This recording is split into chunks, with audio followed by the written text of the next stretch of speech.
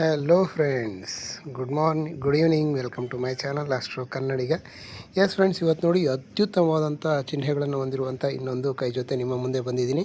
ಹಾಗಾಗಿ ಏನೇನು ವಿಶೇಷವಾದಂಥ ಸಿಂಬಲ್ಸ್ ಇದ್ದಾವೆ ಅಂತ ತಿಳ್ಕೊಳ್ಳೋ ಕುತೂಹಲ ನಿಮಗೂ ಇದೆಯಾ?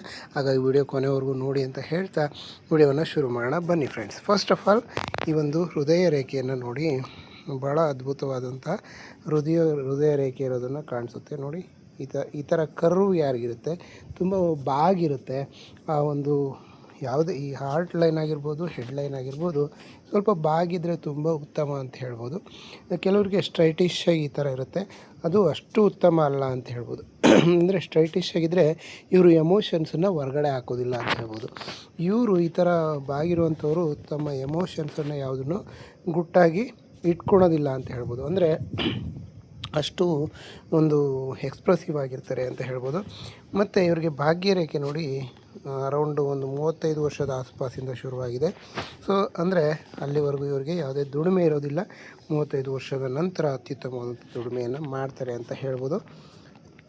ಎಸ್, ಇನ್ನು ಝೂಮ್ ಇನ್ ಮಾಡೋಣ ನೋಡಿ. ಈ ಒಂದು ಪರ್ವದಲ್ಲಿ ಎಸ್ ನೋಡಿ, ಇಲ್ಲಿ ಒಂದು ಸ್ಥಿರ ಧನರೇಖೆ ಅಂದ್ಕೊಳ್ಳಿ. ಇದನ್ನು ಇಲ್ಲಿಂದ ಒಂದು ಧನರೇಖೆ ಸಹ ಬಂದಿದೆ, ಇಲ್ಲಿಂದ ಒಂದು ಕವಲು ಸಹ ಈ ಕಡೆ ಕವಲು ಹೊಡೆದಿರೋದನ್ನು ಕಾಣಿಸುತ್ತೆ. ಯಾವುದೇ ಒಂದು ರೇಖೆ, ಅದರಲ್ಲೂ ಭಾಗ್ಯರೇಖೆ ಇರ್ಬೋದು, ಸೂರ್ಯರೇಖೆ ಇರ್ಬೋದು, ಮೇಲ್ಮುಖವಾದ ಕವಲನ್ನು ಹೊಡೆದಿದ್ರೆ ಇದು ಅತ್ಯುತ್ತಮವಾದ ಚಿಹ್ನೆ ಅಂತ ಹೇಳ್ಬೋದು. ಇವ್ರ ಲೈಫಲ್ಲಿ ಯಾವತ್ತೂ ಹಣಕಾಸಿನ ತೊಂದರೆ ಇವರಿಗೆ ಬರೋದಿಲ್ಲ ಅಂತ ಹೇಳ್ಬೋದು. ಮತ್ತು ಅತ್ಯಂತ ಮುಖ್ಯವಾಗಿ ಇನ್ನೊಂದು ಏನಪ್ಪ ಅಂದರೆ, ಸೂರ್ಯ ಪರ್ವದಲ್ಲಿ ನೋಡಿ ಅತ್ಯುತ್ತಮವಾದಂಥ 3 ಸೂರ್ಯ ರೇಖೆಗಳು ಇರೋದನ್ನು ಕಾಣಿಸುತ್ತೆ. ಇದು ಅತ್ಯಂತ ವಿಶೇಷ ಅಂತ ಹೇಳ್ಬೋದು. ಇವರು ಒಂದಲ್ಲ ಎರಡಲ್ಲ 2ರಿಂದ 3 ಒಂದು ವಿಚಾರಗಳಲ್ಲಿ ಅದ್ಭುತವಾದಂಥ ಯಶಸ್ಸನ್ನು ಇವರು ಗಳಿಸ್ತಾರೆ. ಉತ್ತಮವಾದಂಥ ಸಾಧನೆಯನ್ನು ಮಾಡ್ತಾರೆ. ಇದರಲ್ಲಿ ಯಾವುದೇ ಸಂದೇಹ ಇಲ್ಲ ಅಂತ ಹೇಳ್ಬೋದು. ಇನ್ನು ಬುಧ ಪರ್ವದಲ್ಲಿ ನೋಡಿ, ಬುಧ ಪರ್ವದಲ್ಲಿ 1, 2, 3 ಈ ರೀತಿ ಚಿಹ್ನೆಗಳನ್ನು, ಈ ರೀತಿ ರೇಖೆಗಳಿದ್ದಾಗ ವ್ಯಕ್ತಿ ಒಂದು ಸೈನ್ಸ್ಗೆ ಸಂಬಂಧಪಟ್ಟಂಥ ವಿಚಾರಗಳಲ್ಲಿ ಬಹಳಷ್ಟು ಆಸಕ್ತಿ ಇರ್ತದೆ. ಮತ್ತು ಉತ್ತಮವಾದಂಥ ವಾಕ್ಚಾತುರ್ಯ ಇರುವಂಥವರು ವ್ಯಾಪಾರವನ್ನು ಸಹ ಸಕ್ಸಸ್ಫುಲ್ಲಾಗಿ ವ್ಯಾಪಾರವನ್ನು ಸಹ ಮಾಡ್ತಾರೆ ಇವರು ಅಂತ ಹೇಳ್ಬೋದು. ಹಾಗಾಗಿ ಅದರಲ್ಲೂ ಉತ್ತಮವಾದಂಥ ಕಲೆಯನ್ನು ಇವರು ಹೊಂದಿದ್ದಾರೆ ಅಂತ ಹೇಳ್ಬೋದು. ಹಾಗೆ ಮುಖ್ಯವಾಗಿ ಗುರುಪರ್ವತನೇ ಬಿಟ್ಬಿಟ್ರಲ್ಲ ಅಂತ ಹೇಳಿದಾಗ ನೋಡಿ, ಗುರುಪರ್ವತ ನೋಡೋಣ. ಗುರುಪರ್ವ ನೋಡಿ ಬಹಳಷ್ಟು ಚೆನ್ನಾಗಿ ಉಬ್ಬಿದೆ, ಅಂದರೆ ತುಂಬ ಆತ್ಮವಿಶ್ವಾಸವನ್ನು ಕೊಡುತ್ತೆ ಇದು ಅಂತ ಹೇಳ್ಬೋದು. ವ್ಯಕ್ತಿ ಬಹಳಷ್ಟು ಆತ್ಮವಿಶ್ವಾಸವನ್ನು ಹೊಂದಿರ್ತಾರೆ. ಮತ್ತು ಇಲ್ಲಿಂದ ಒಂದು ರೇಖೆ ಹೀಗೆ ಮತ್ತು ಹೀಗಿರೋದೆ, ಅಂದರೆ ಯಾರಿಗೆ ಗುರುಪರ್ವದಲ್ಲಿ ಕ್ರಾಸ್ ಅಂದರೆ ಒಂದು ಕತ್ತರಿ ಚಿಹ್ನೆ ಯಾರಿಗಿರುತ್ತೆ, ಇದು ತುಂಬ ಅದ್ಭುತವಾದಂಥ ಚಿಹ್ನೆ. ಅಂದರೆ ಒಂದು ಹಸ್ತದ ಯಾವುದೇ ಭಾಗದಲ್ಲಿ ಇದನ್ನು ಅತ್ಯಂತ ಶುಭ ಅಂತ ಪರಿಗಣಿಸೋಲ್ಲ. ಆದರೆ ಗುರುಪರ್ವದಲ್ಲಿ ಇದು ಇದ್ದಾಗ ವ್ಯಕ್ತಿ ಜೀವನದಲ್ಲಿ ಸಾಕಷ್ಟು ಹಣವನ್ನು, ಸಮಾಜದಲ್ಲಿ ಹೆಸರನ್ನು ಸಹ ಮಾಡ್ತಾರೆ ಅಂತೇಳ್ಬಿಟ್ಟು ನಾವು ಒಂದು ಹಸ್ತರೇಖಾಶಾಸ್ತ್ರದ ಪುಸ್ತಕಗಳಲ್ಲಿ ನಾವು ಕಾಣ್ತೀವಿ ಅಂತ ಹೇಳ್ಬೋದು. ಮತ್ತು ಇನ್ನು ಬಂದು ಇಲ್ಲಿ ನೀವು ನೆಕ್ಸ್ಟ್ ಚಿಹ್ನೆಗಳನ್ನು ನೋಡೋದಾದರೆ ನೋಡಿ, ಒಂದು ಇದನ್ನು ಹೆಡ್ಲೈನ್ ಅಂತ ಕರಿತೀವಿ, ಅಥವಾ ಮಸ್ತಿಷ್ಕ ರೇಖೆ ಅಂತ ಹೇಳ್ತೀವಿ. ಇದು ನಮ್ಮ ಬ್ರೈನ್ ಹೇಗೆ ವರ್ಕ್ ಆಗುತ್ತೆ ಅನ್ನೋದನ್ನು ಸೂಚಿಸುತ್ತೆ. ಈ ಒಂದು ರೇಖೆ ಚಂದ್ರ ಪರ್ವತದ ಕಡೆ ಮುಖ ಮಾಡಿ ಅರೌಂಡ್ ಚಂದ್ರ ಪರ್ವತದ ಕಡೆನೇ ನೋಡ್ತಾ ಇರೋದನ್ನು ಕಾಣಿಸುತ್ತೆ. ಅಂದರೆ ಇವರು ತುಂಬ ಎಮೋಷನಲ್ ಅಂತ ಹೇಳ್ಬೋದು. ಏನು ಸರ್ ಎಲ್ಲ ವಿಚಾರದಲ್ಲಿ ಎಮೋಷನ್ಸ್ ಅಂತ ಹೇಳ್ತೀರ, ಹಾಗಾದರೆ ಏನು ಎಮೋಷನಲ್ ಅಂದರೆ ನೀವು ಕೇಳ್ಬೋದು. ಎಮೋಷನ್ಸ್ ಅಂದರೆ ಎಷ್ಟೋ ಸಾರಿ ತನ್ನ ಭಾವನೆಗಳಿಗೆ ಹೆಚ್ಚಿನ ಬೆಲೆ ಕೊಡುವಂಥದ್ದು, ತನ್ನ ಭಾವನೆಗಳಿಗೆ ಹೆಚ್ಚಿನ ಬೆಲೆಯನ್ನು ಕೊಡೋದು ಅಂದರೆ ತಾರ್ಕಿಕವಾಗಿ ಯೋಚನೆ ಮಾಡೋದಿಲ್ಲ. ತನ್ನ ಭಾವನೆಗಳನ್ನು, ಫಾರ್ ಎಕ್ಸಾಂಪಲ್ ನಿಮಗೊಂದು ಉದಾಹರಣೆ ಕೊಡ್ತೀನಿ. ಯಾರಿಗೋ ಒಬ್ಬರಿಗೆ ಇವರೇನು ಮಾಡ್ತಾರೆ, ತಂದೆ ತಾಯಿ ಅಥವಾ ಅಕ್ಕ ತಂಗಿಯವ್ರಿಗೆ ಎಂಥ ಎಕ್ಸ್ಪೆನ್ಸಿವ್ ಗಿಫ್ಟ್ ಕೊಡೋದಕ್ಕೂ ಹಿಂದೆ ಮುಂದೆ ನೋಡೋದಿಲ್ಲ. ಅಂದರೆ ಕೆಲವರು ಯೋಚನೆ ಮಾಡ್ತಾರೆ, ನನ್ನ ಹತ್ರ ಇರೋವಂಥ ಹಣವನ್ನು ನಾನು ಹಾಗೆ ಇಟ್ಕೊಂಡು ಏನಾದರೂ ಬಿಸ್ನೆಸ್ ಮಾಡಿ ಇನ್ನೂ ಗ್ರೋತ್ ಮಾಡಬೇಕು ಅಂತ ಆಸೆ ಪಡ್ತಾರೆ. ಆದರೆ ಇವರು ತನ್ನ ಒಂದು ಪ್ರೀತಿ ಪಾತ್ರರಿಗೆ ಗಿಫ್ಟ್ ಕೊಡೋದ್ರಲ್ಲಿ ಅವ್ರಿಗೆ ಅತ್ಯಂತ ಖುಷಿಯನ್ನು ಕಾಣ್ತಾರೆ ಅಂತ ಹೇಳ್ಬೋದು. ಸೊ ಹಾಗಾಗಿ ಇವರ ಒಂದು ಲೈಫು ಒಂದು ಎಮೋಷನ್ಸ್ ಮೇಲೆ ನಿಂತಿದೆ ಅಂತ ಹೇಳ್ಬೋದು. ಇನ್ನು ಇಲ್ಲಿ ನೋಡಿ, ಇನ್ನೊಂದು ಅದ್ಭುತವಾದ ಚಿಹ್ನೆ ಅಂದರೆ ನೋಡಿ, ಇಲ್ಲಿ ನೋಡಿ ಜೀವನ ರೇಖೆ ಬಹಳ ಸೊಗಸಾಗಿರೋದನ್ನು ಕಾಣಿಸುತ್ತೆ. ಜೀವನ ರೇಖೆ ಅದ್ಭುತವಾಗಿದೆ.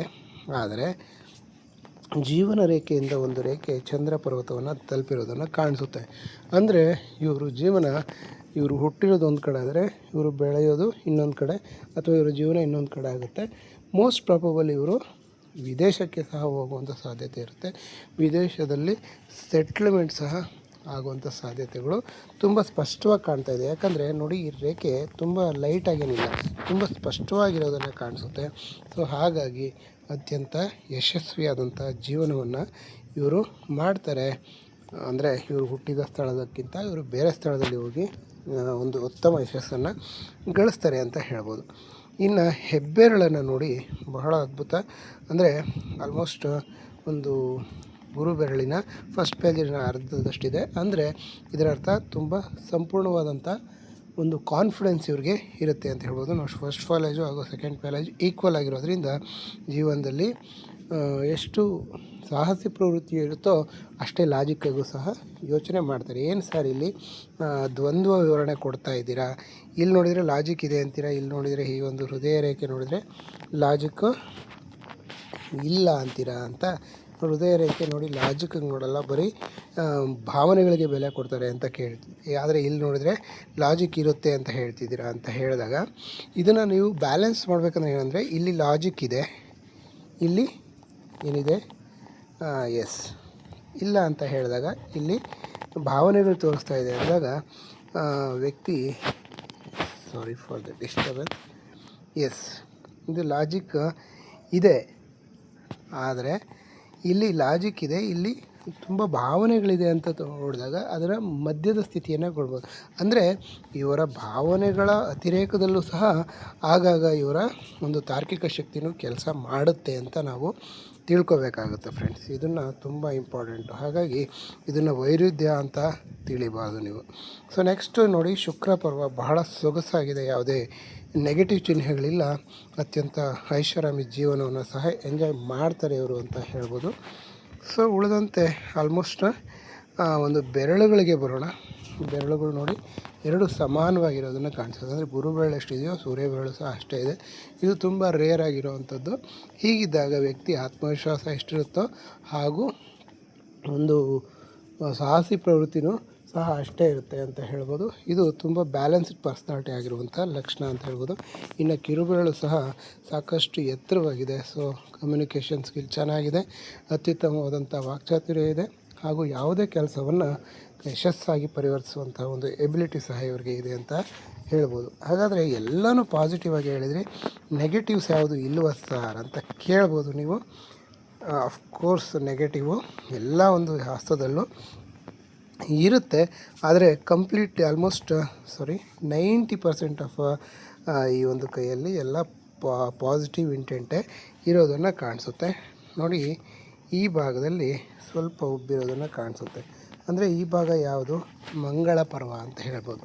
ಸೊ ಮಂಗಳ ಪರ್ವ ಸ್ವಲ್ಪ ಉಬ್ಬಿದಾಗ ಏನಾಗುತ್ತೆ ಅಂದರೆ, ಇವರು ಭಾಳಷ್ಟು ಒಂದು ಎನರ್ಜಿಟಿಕ್ ಆಗಿರ್ತಾರೆ, ತುಂಬ ವೇಗವಾಗಿ ಮುನ್ನುಗ್ಗೋಕೆ ಹೋಗ್ತಾರೆ. ಆ ಸಂದರ್ಭದಲ್ಲಿ ಸ್ವಲ್ಪ ವೇಗ ಇವರ ಒಂದು ಇದಕ್ಕೆ ಧಕ್ಕೆ ತರ್ಬೋದು. ಅಂದರೆ ಇವರ ಒಂದು ಮುನ್ನುಗ್ಗುವಂಥ ಪ್ರವೃತ್ತಿ ಸ್ವಲ್ಪ ಇವರಿಗೆ ತೊಂದರೆಯನ್ನು ಮಾಡ್ಬೋದು.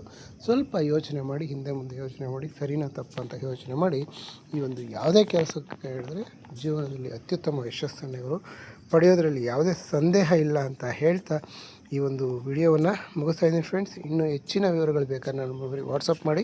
ನನ್ನ ವಾಟ್ಸಪ್ ನಂಬರ್ 9611958781 ಅಂತ ಈ ನಂಬರ್ಗೆ ವಾಟ್ಸಪ್ ಮಾಡಿ. ಇದು ಒಂದು ನಾಮಿನಲ್ ಫೀಸ್ ಪೇ ಮಾಡಿ ನಿಮ್ಮ ಒಂದು ಪ್ರೆಡಿಕ್ಷನ್ ಸಹ ಪಡ್ಕೊಳ್ಳಿ ಅಂತ ಹೇಳ್ತಾ ಈ ಒಂದು ವಿಡಿಯೋನ ಮುಗಿಸ್ತಾ ಇದ್ದೀನಿ. Thank you very much friends. Video ಕೊನೆವರೆಗೂ ನೋಡೋದಕ್ಕಾಗಿ ಧನ್ಯವಾದಗಳು. Have a nice day.